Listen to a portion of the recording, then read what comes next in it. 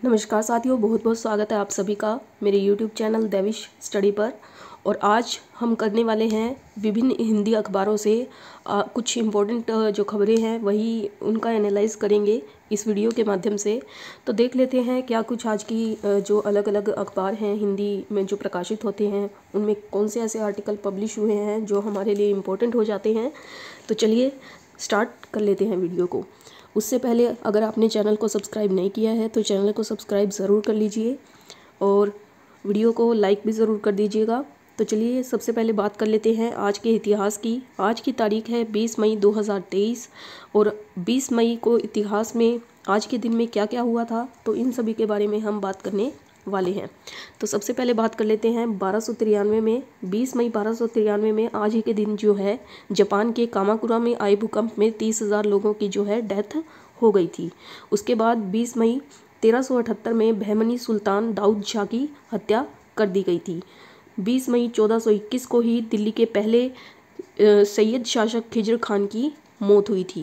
उसके बाद 1609 में ही विलियम शेक्सपियर की कविताओं के पहले संग्रह का जो है प्रकाशन लंदन में किया गया था। 1784 में पीस ऑफ पेरिस संधि के तहत नीदरलैंड ने भारत और इंडोनेशिया में अपने कब्जे वाली कुछ जगहें जो थी वो ब्रिटेन को दे दी थी। वो दिन भी 20 मई का ही था। 1873 में सैन फ्रांसिस्को के कारोबारी लेवी स्ट्रॉस और दर्जी जेकब डेविस को जीन्स का पेटेंट भी 20 मई के दिन ही मिला था। उसके बाद बात कर लेते हैं थॉमस एडिसन के प्रोटोटाइप काइनेस्कोप को नेशनल फेडरेशन के सामने पहली बार सार्वजनिक रूप से पेश किया गया था 1891। वो दिन भी आज ही था 20 मई का। तो 20 मई 1900 में ही प्रसिद्ध कवि सुमित्रा नंदन पंत का जन्म हुआ था और 20 मई 1902 को ही क्यूबा को अमेरिका से आज़ादी मिली थी। 20 मई 1927 को ही सऊदी अरब को ब्रिटेन से आज़ादी मिली थी और 20 मई 1932 में जो है अंग्रेज़ों के खिलाफ बगावत का पहला बिगुल जो है फूंकने वाले बिपिन चंद्रपाल का निधन हो गया था। और 20 मई 1965 को कमांडर MS कोहली के नेतृत्व में पहला भारतीय दल जो है एवरेस्ट की चोटी पर पहुंचने में कामयाब रहा। 20 मई 1965 को ही ब्रिटिश पुलिस को प्रदर्शनकारियों के खिलाफ आंसू गैस के गोले छोड़ने की अनुमति दी गई थी। वो दिन भी 20 मई का ही था। 20 मई 1972 के दिन ही जो है इंदिरा गांधी ने दूसरे हावड़ा ब्रिज की आधारशिला रखी थी। अब ये बड़ा इंपॉर्टेंट हो जाता है, कई बार हावड़ा ब्रिज का जो है चर्चा में रहता है। तो ये इंदिरा गांधी ने ही 1972 में इसकी आधारशिला 20 मई के दिन रखी थी। और 20 मई 1990 में हबल स्पेस टेलीस्कोप ने अंतरिक्ष से पहली तस्वीरें भेजी थी। 20 मई 1995 में ही रूस ने मानव रहित अंतरिक्ष यान का सफल प्रक्षेपण जो है किया था। तो चलिए ये तो रही आज के कुछ इतिहास की बात जो काफ़ी इम्पोर्टेंट हो जाती है करंट अफेयर्स से रिलेटेड। अब बात कर लेते हैं कुछ और महत्वपूर्ण न्यूज़ की। 2000 के नोट्स जो हैं जो कि आज हर न्यूज़पेपर के फ्रंट पेज पर आए हुए हैं कि 2000 के जो नोट हैं वो अब वापस हो जाएंगी। दरअसल कल एक नोटिफिकेशन जारी किया गया था ट्विटर पर RBI की तरफ से कि अब जो 2000 के नोट हैं इनकी और ज़्यादा छपाई नहीं होते हुए अब इन्हें बंद करने की पूरी तरह से जो जहमत है वो उठाई जाएगी। तो देख लेते हैं क्या कुछ है। 2000 के नोट वापस क्यों लिए जा रहे हैं, सबसे पहले ये देख लेते हैं कि जो नवंबर 2016 में 2000 रुपये के जो नोटों की शुरुआत की गई थी तो इनकी शुरुआत सबसे पहले 2016 नवंबर में की गई थी।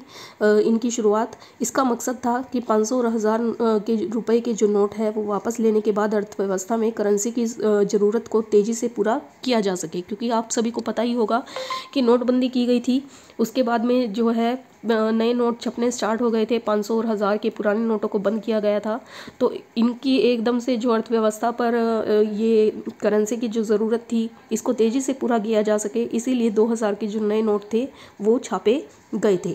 उस मकसद के पूरा होने और पर्याप्त मात्रा में अन्य मूल्यों के नोटों की उपलब्धता के साथ ही 2018 से 19 में 2000 रुपये के नोटों की छपाई जो है बंद कर दी गई थी। अभी तक जो भी मार्केट में आप नोट देखते हैं 2000 के तो वो 2018 या 19 में ही लास्ट टाइम छपे हैं, उससे पहले छपे हैं।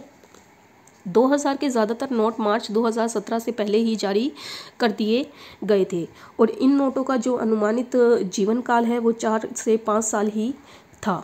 यह भी देखा गया है कि इस मूल्य के नोटों का आमतौर पर लेन देन के लिए उपयोग नहीं किया जाता है। जनता की करेंसी की आवश्यकता को पूरा करने के लिए ही अन्य मूल्य वर्ग के बैंकों के नोटों का जो स्टॉक है वो पर्याप्त बना हुआ है। ठीक है, और बैंक की क्लोन नोट नीति के मुताबिक यह निर्णय लिया गया है। अब यहाँ पर बात चल रही है बैंक की क्लीन नोट नीति, तो क्या है इसके बारे में और देख लेते हैं कि बैंक की जो क्लीन नोट नीति है वो क्या है। तो क्लीन नोट नीति जो है वो है, यह जनता को अच्छी गुणवत्ता वाले बैंक नोटों की उपलब्धता सुनिश्चित कराने के लिए आरबीआई की ओर से अपनाई गई एक नीति है, जिसे कि हम क्लीन नोट नीति के नाम से जानते हैं। ठीक है, क्या अब यह अगला जो बन जाता है कुछ लोगों में कि क्या सामान्य लेन देन के लिए 2000 रुपये के नोट का इस्तेमाल किया जा सकता है। तो हाँ, जनता लेन देन के लिए 2000 रुपये के नोटों का उपयोग जारी रख सकती है, उन्हें भुगतान में भी प्राप्त कर सकती है। हालांकि उन्हें 30 सितंबर 2023 को या उससे पहले इन बैंक नोटों को जमा करने या बदलने के लिए ही प्रोत्साहित किया गया है। 2000 रुपये के नोटों को बिजनेस का कॉरस्पॉन्डेंट के माध्यम से बदला जा सकता है। एक क्वेश्चन ये बनता है सभी के मन में। तो हाँ, 2000 रुपये के जो नोटों का एक्सचेंज है वो खाता धारक प्रतिदिन 4000 रुपये की सीमा तक ही बिजनेस कॉरस्पॉन्डेंट के जो माध्यम से कर सकता है। तो अगला जो मन में प्रश्न आता है वो ये आता है कि बैंक शाखाओं से 2000 के नोटों को बदलने के लिए बैंक के ग्राहक होना आवश्यक है। तो बिल्कुल भी नहीं। एक जो गैर खाता धारक है, अगर उसका किसी बैंक में अकाउंट नहीं भी ओपन है तो भी वह एक बार में जाकर 20,000 रुपये तक की सीमा के 2000 के नोट को जो है बदल सकता है। एक्सचेंज की सुविधा के लिए क्या चार्ज देना होगा, तो बिल्कुल यह फ्री रहने वाली है। इसके लिए किसी भी तरह का जो चार्ज है वो नहीं लगेगा, आप इसे जाकर फ्री में चेंज करवा सकते हैं। अब वरिष्ठ नागरिकों, विकलांग आदि के लिए एक्सचेंज और जमा की व्यवस्था होगी या नहीं होगी विशेष व्यवस्था। तो बैंकों को निर्देश है कि 2000 के नोट बदलने या जमा करवाने के जो भी इच्छुक वरिष्ठ नागरिक आते हैं या विकलांग, तो उनको असुविधा बिल्कुल भी ना हो, उनके लिए एक अच्छी व्यवस्था की जाए। अब बात कर लेते हैं कि बैंक खाते में 2000 के नोट जमा करने की क्या कुछ सीमा है। तो बिना किसी प्रतिबंध के बैंक खातों में जमा किया जा सकता है, बशर्ते कि यह केवाईसी के मौजूदा जो नियम है और अन्य लागू ज़रूरतों के मुताबिक रहे। क्या यह नोटबंदी है? नहीं, यह कतई भी नोटबंदी नहीं है। 2000 के नोट पूरी तरह से मान्य रहेंगे, यह इन्हें बंद नहीं किया जा रहा है, अलबत्ता सिस्टम से हटाने के लिए वापसी की जा रही है। अगली खबर देख लेते हैं। तो अगली खबर भी यही है कि 2000 के जो नोट हैं अब वो एकदम से हड़बड़ी मची हुई है, पूरी नॉलेज नहीं है उसकी वजह से। तो सुविधा है यह, इसमें चिंता होने की कोई बात नहीं है। 2000 के नोटों की वैधता बनी रहेगी। भारतीय रिजर्व बैंक की ओर से 2000 के नोट वापस लेने के जो फैसले हैं, लोगों के मन में कई तरह से सवाल हैं। मसलन आरबीआई ने यह फैसला क्यों किया, क्या वे अब 2000 के नोटों का लेन देन कर पाएंगे या नहीं, नोट बदलने की क्या प्रक्रिया होगी, कब तक यह चलेगी, ऐसे ही कुछ सवाल जो हैं, जवाब जो हैं वो आरबीआई की तरफ से दिशा निर्देश में शामिल किए गए हैं। तो क्या 2000 रुपये के नोट लीगल टेंडर रहेंगे? तो हाँ, ये बिल्कुल से लीगल टेंडर में रहेंगे। क्या सामान्य लेन देन के लिए अभी 2000 के नोटों का इस्तेमाल किया जा सकता है? बिल्कुल इस्तेमाल किया जा सकता है, और इसकी आखिरी तारीख जो है 30 सितंबर 2023 है। इससे पहले इन नोटों को बैंक में जमा करवा दें या फिर आप इसे बदलकर अन्य तरह के नोट ले लीजिए। ये नोट क्यों वापस लिए जा रहे हैं? तो रिजर्व बैंक की क्लीन नोट पॉलिसी की वजह से ये नोट वापस लिए जा रहे हैं, और ये 2000 के ज़्यादातर नोट मार्च 2017 के छपे हुए थे। आरबीआई का कहना है कि नोटों का जीवन काल 4 या 5 साल पुराना ही होता है। पुराने हो जाने की वजह से नोट वापस जो है वो लिए जा रहे हैं। तो क्लीन नोट पॉलिसी, इसके बारे में आप सभी को पहले बता ही दिया है कि क्लीन नोट पॉलिसी क्या होती है। तो रिजर्व बैंक लोगों को अच्छी गुणवत्ता के नोट ही देना चाहता है। पुराने और ख़राब हो चुके नोटों को इस नीति के तहत वापस लिया जाता है। उसे क्या बोला जाता है? क्लीन नोट नीति, जैसा कि नाम से ही क्लियर हो रहा है। लोगों को 2000 रुपए के जो नोट है उनका क्या करना चाहिए? तो लोग इन नोटों को जाकर जमा करने या बदलने के लिए अपने आसपास के जो बैंक हैं उन शाखाओं में संपर्क कर सकते हैं। ये सुविधा केवल 30 सितंबर तक ही बैंकों में रहेगी। साथ ही बदलने की सुविधा जो है आरबीआई के निर्गम विभाग वाले 19 क्षेत्रीय कार्यालयों में भी उपलब्ध है। क्या बैंक खाते में 2000 के नोट जमा कराने की कोई सीमा है?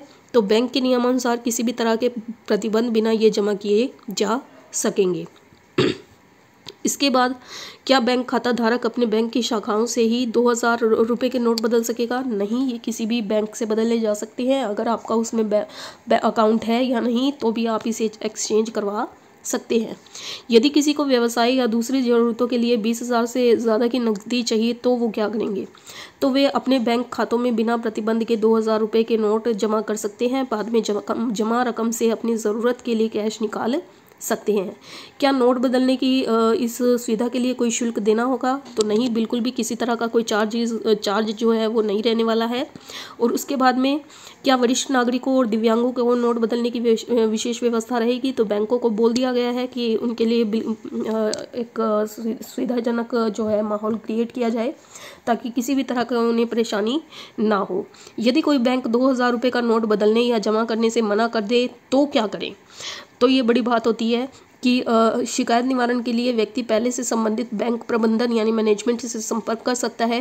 यदि बैंक 30 दिनों में जवाब नहीं देता है तो रिजर्व बैंक एकीकृत लोकपाल योजना 2021 के तहत आरबीआई की शिकायत प्रबंधन प्रणाली पोर्टल पर शिकायत की जा सकती है कि हमारे जो नोट हैं वो चेंज नहीं हो रहे हैं, आप इसके बारे में उचित कुछ एक्शन ले। तो आप ये काम सब कर सकते हैं। अगली खबर के बारे में देख लेते हैं क्या कुछ न्यूज़ है। नोट वापसी से कारोबारियों का विश्वास टूट जाता है। तो 2000 नोट के बारे में जो सफ़र है वो भी देख लेते हैं। 2016 से में पुराने 500 और 1000 के नोटों के चलन को हटाने के बाद ही ये पहली बार जारी हुए थे, ताकि बाज़ार में जो है, मार्केट में जो है ये अच्छी तरह से रुपयों की प्रचलन बना रहे।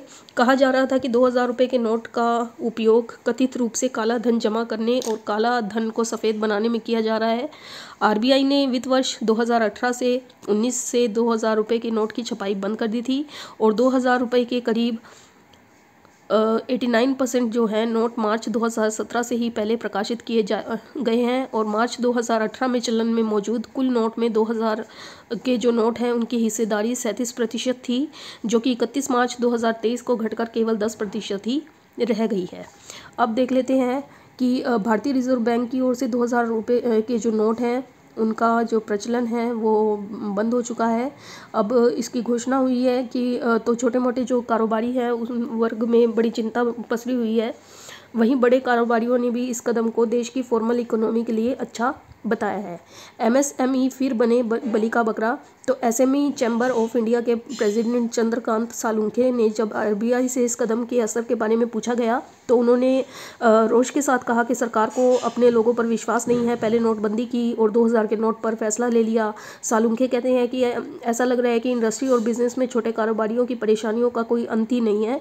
एमएसएमई को अपने यहाँ काम करने वाले लोगों को जो है कैश में भी पैसा देना होता है और 2000 के नोट ट्रांजैक्शन में आसान होने में काफ़ी आसानी रहती थी। अब क्या असर होगा? दुकान वालों की ग्राहकी पर कुछ असर होगा या नहीं होगा? तो federation of association of Maharashtra के प्रेसिडेंट जितेंद्र शाह कहते हैं कि लोगों के लोगों के मन में जो है वो डर बैठ जाएगा। लोग खरीदारी के लिए बाज़ार में 2000 के नोट को लेकर भी नहीं आएंगे और अगर आए तो दुकानदार लेगा भी नहीं, क्योंकि उनको अभी पूरी तरह से पता ही नहीं है कि क्या कुछ करना है क्या नहीं करना है। बिजनेस पर एकदम से असर होगा और सेंटीमेंट पर भी ज़्यादा असर रहेगा। व्यापार को तो झटका लगेगा ही, क्योंकि लोग जो है एक्सचेंज नहीं करेंगे और मार्केट पर चिंता पसर गई है। तो आईबीजीए के प्रेसिडेंट पृथ्वीराज कोठारी ने भी कहा है कि बाजार में इस घोषणा के बाद चिंता पसर गई है। आम आदमी को इसके कारण के पता नहीं है, उसके हिस्से सिर्फ चिंता है। छोटे कारोबारी से लेकर ग्राहकों में भी 2000 के नोट का क्या करूँ इस तरह की चिंता बनी हुई है। 2000 नोट का जो नोट है वो वापस लेने से ब्लैक मनी पर लगाम। तो भारतीय रिजर्व बैंक यानी आरबीआई के पूर्व गवर्नर आर गांधी ने शुक्रवार को 2000 रुपये के नोट वापस लेने से काले धन पर रोक लगाने में काफ़ी हद तक नियंत्रण पाया जा सकेगा, ऐसा बोला है, क्योंकि लोग यह नोट जो है जमा कर रहे थे। वर्ष 2016 में 500 और 1000 रुपये के नोट के चलन से हटाने के समय से ही आरबीआई में मुद्रा विभाग के प्रमुख थे। उन्होंने कहा कि भुगतान पर किसी भी प्रणाली का प्रभाव की संभावना नहीं है, क्योंकि इन नोटों का प्रयोग दैनिक भुगतान में नहीं किया जाता है। ज़्यादातर भुगतान डिजिटल माध्यम से ही होता है और मुद्रा बदलने के लिए एक दिन में 20,000 रुपये की सीमा परिचालन असुविधा का कारण बन सकती है। हो सकता है कुछ लोगों को एक बैंक शाखा में कई बार जाना पड़े। बीजेपी ने इकोनॉमी को बच्चों का खेल बना दिया है, ऐसा तृणमूल ने कहा है। तो 2000 के नोटों का चलन बाहर करने की कोशिश पर तृणमूल कांग्रेस ने वार करते हुए यह कहा है। शुक्रवार को कांग्रेस पर बरस पड़ी। पार्टी के प्रवक्ता कुणाल घोष ने कहा है कि 2016 में हम देख चुके हैं कि नोटबंदी से आम लोगों को कितनी दिक्कतें आई थी, कितनी परेशानी का सामना करना पड़ा था। इसने न सिर्फ इकोनॉमी को बदनाम कर दिया बल्कि आम लोगों की भी जान गई। बीजेपी फिर से आम आदमी को वही मार झेलने पर मजबूर कर रही है। बीजेपी ने देश की इकोनॉमी को बच्चे का खेल बना दिया है। और लोकसभा जो है वो कांग्रेस नेता अधीर रंजन चौधरी ने कहा है कि पहले सरकार ने कहा कि नोटबंदी से ब्लैक मनी कम होगी, मगर 2000 के नोट के ने ब्लैक मनी जुटाने में लोगों की और ज़्यादा मदद ही की है। सीपीएम की सेंट्रल कमेटी के मेंबर सुजन चक्रवर्ती ने कहा है कि यह हैरान करने वाला फैसला है। पीएम के पास शायद इसका कोई स्पष्टीकरण ही नहीं है। चलिए देख लेते हैं अगली न्यूज़ के बारे में। तो अगली जो न्यूज़ है वो है प्रधानमंत्री मत्स्य संपदा योजना। प्रधानमंत्री मत्स्य संपदा योजना यह 19 मई 2023 की है। और प्रधानमंत्री मत्स्य संपदा योजना क्या है इसके बारे में देख लेते हैं। भारत के मत्स्य पालन और जलीय कृषि क्षेत्र में क्रांति लाना। केंद्र सरकार ने मुंबई में गेटवे ऑफ इंडिया से गोवा के तटीय भागों तक सागर परिक्रमा के चरण वी की शुरुआत की थी। केंद्रीय मत्स्य पशुपालन और डेयरी मंत्री पुरुषोत्तम रूपाला ने 17 मई 2023 को महाराष्ट्र के रायगढ़ जिले के करंजा में सागर परिक्रमा यात्रा चरण वी का शुभारंभ किया है। इस सागर परिक्रमा का उद्देश्य क्या है? तो इसका उद्देश्य है कि मछुआरों और अन्य हितधारकों के जो मुद्दे हैं उनको हल करना और विभिन्न योजनाओं के माध्यम से उनके आर्थिक उत्थान को सुगम बनाना ही इसका उद्देश्य है। सागर परिक्रमा कार्यक्रम यात्रा का चरण वी जो है रायगढ़ जिले के करंजा और फिर रत्नागिरी से शुरू हुआ। इसमें गोवा के विभिन्न हिस्से भी शामिल हैं। इस यात्रा के दौरान प्रगतिशील मछुआरे विशेष रूप से तटीय मछुआरों को प्रधानमंत्री मत्स्य संपदा योजना केसीसी और राज्य योजनाओं से संबंधित प्रमाण पत्र स्वीकृति प्रदान की जाएगी। इसके बाद मत्स्य विभाग, मत्स्य पालन, पशुपालन, डेयरी मंत्रालय, भारत सरकार और राष्ट्रीय मत्स्य विकास बोर्ड के साथ ही मत्स्य पालन विभाग, महाराष्ट्र सरकार, गोवा सरकार, भारतीय तटरक्षक दल और मछुआरा के प्रतिनिधि सागर परिक्रमा चरण 5 का अवलोकन कर रहे हैं, जिसकी शुरुआत गेटवे ऑफ इंडिया मुंबई से 17 मई को हुई और यह करंजा, मीर कारवाड़, वास्को, मोरमुगांव, केनाकोना जैसे तटीय क्षेत्रों की ओर से आगे यह बढ़ रहा है। आगे बात कर लेते हैं। तमिलनाडु में उद्घाटित हुआ भारत का सबसे बड़ा स्काई वॉक पुल।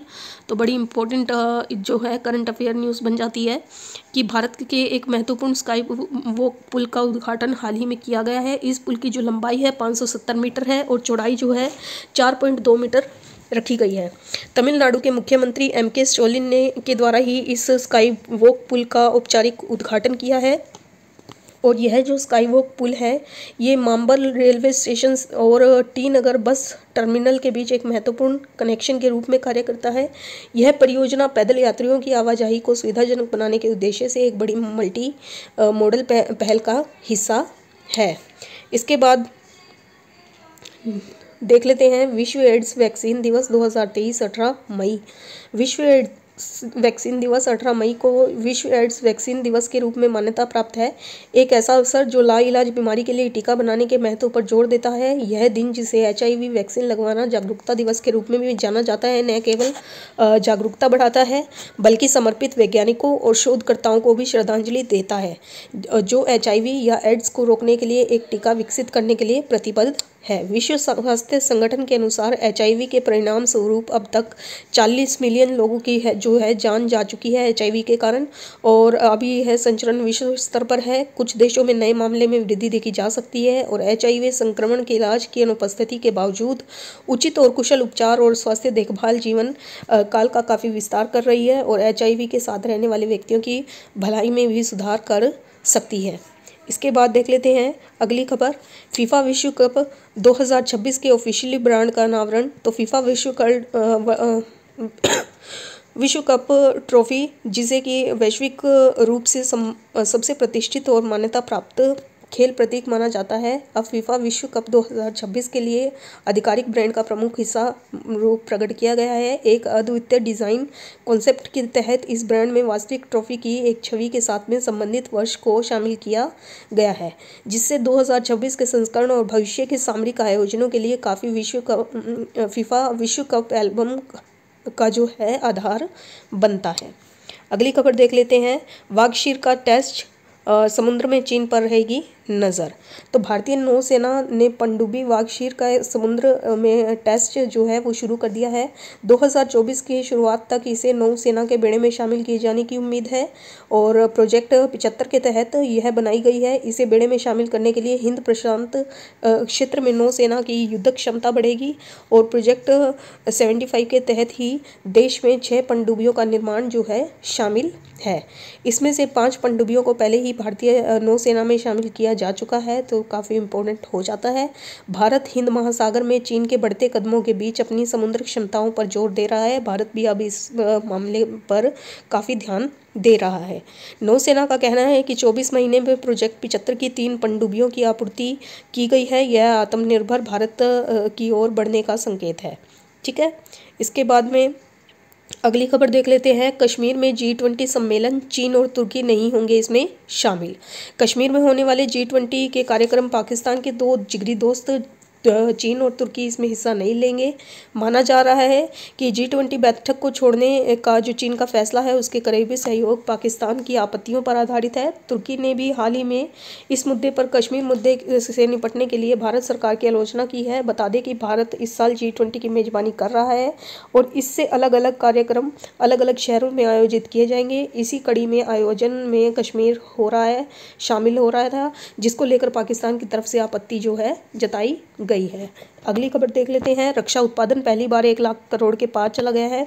तो रक्षा मंत्रालय के सतत प्रयासों के परिणाम स्वरूप वित्तीय वर्ष 2022 से 23 में रक्षा उत्पादन पहली बार 1 लाख करोड़ रुपए के आंकड़े को पार कर गया है।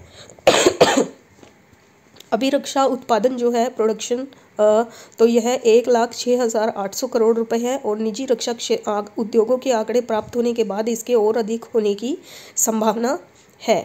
तो आपूर्ति श्रृंखला में सूक्ष्म, लघु और मध्यम उद्योगों और स्टार्टअप के एकीकरण सहित व्यवसाय में सुगमता जैसे जो उद्देश्य हैं उनको हासिल करने के लिए कई नीतिगत बदलाव भी किए गए हैं। एलजी ही होंगे दिल्ली के अगले बॉस, ये देख लेते हैं खबर। तो केंद्र सरकार ने दिल्ली सरकार के आधिकारिक ट्रांसफ़र पोस्टिंग का अधिकार देने का जो सुप्रीम कोर्ट का फैसला पलटने के लिए शुक्रवार को एक अध्यादेश जारी किया था। उस अध्यादेश के मुताबिक ट्रांसफ़र पोस्टिंग के लिए एक कमेटी बनाई जाएगी, जिसके चेयरमैन दिल्ली के मुख्यमंत्री होंगे और चीफ सेक्रेटरी और प्रमुख सचिव गृह सदस्य होंगे। यह सिफारिश करेंगे और उपराज्यपाल की मंजूरी के बाद ही ट्रांसफ़र पोस्टिंग होगी। कुछ दिनों पहले ही आपको पता ही होगा कि जो सुप्रीम कोर्ट ने फैसला सुनाया था और चुनी सरकार को अधिकारियों के ट्रांसफ़र पोस्टिंग के अधिकार दिए गए थे। दिल्ली सरकार के 8 साल पुरानी याचिका पर फैसला देते हुए सुप्रीम कोर्ट ने यह महत्वपूर्ण फैसला दिया था और संविधान की धारा 239 ए की व्याख्या की थी।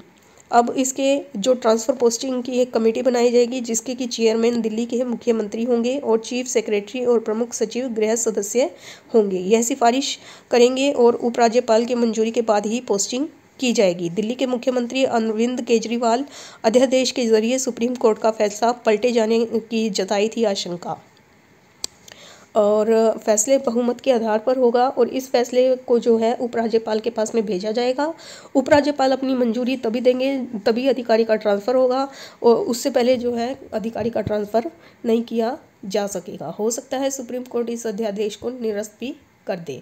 अगली खबर देख लेते हैं। न्यायमूर्ति रामा सुब्रमण्यम बहुमुखी प्रतिभा वाले न्यायाधीश और मनुष्य है। प्रधान न्यायाधीश न्यायमूर्ति यानी जो जज है चंद्रचूड़ ने बताया कि वह न्यायमूर्ति रामा सुब्रमण्यम से किसी न्यायाधिकरण की अध्यक्षता करने का अनुरोध कर रहे हैं, लेकिन वह तैयार नहीं है।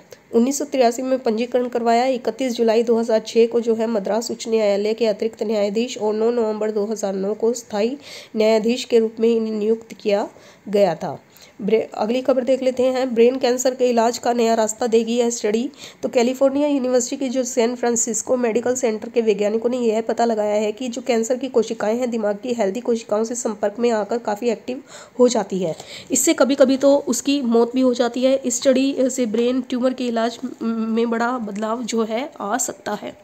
भारतीय वैज्ञानिक सरिता कृष्णा की अगुवाई वाली टीम ने यह भी पता लगाया है कि दिमाग से जुड़ी बीमारी के इलाज में इस्तेमाल होने वाली दवा जो है ट्यूमर कोशिकाओं को एक्टिव होने से रोकने और उनकी बढ़ोतरी को रोकने में भी कारगर है।